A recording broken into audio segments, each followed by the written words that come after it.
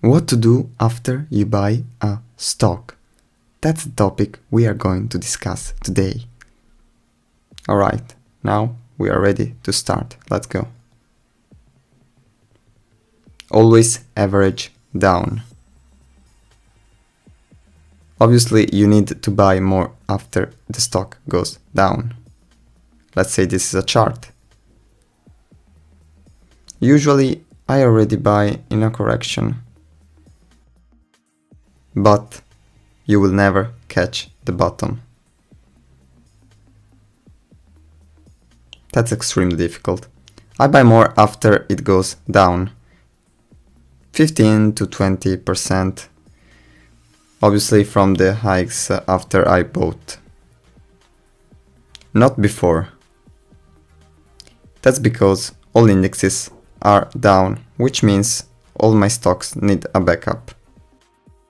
Needless to say, do all this only if you always believe in your company.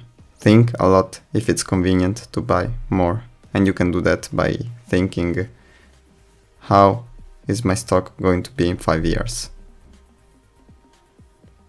Listen to conference calls. And that's something I didn't do for a long time, but that's important because you can infer essential info about the transparency of the management, and it's less boring than it seems. Also, read the investor relations every time. You will get used to that, trust me. And I suggest you buy How to Read a Balance Sheet for this. I read it, it's nice. Another thing is take as many info as possible. You're gonna research, listen to people, because you need info about your stock after earnings. You want your brain to be comfortable.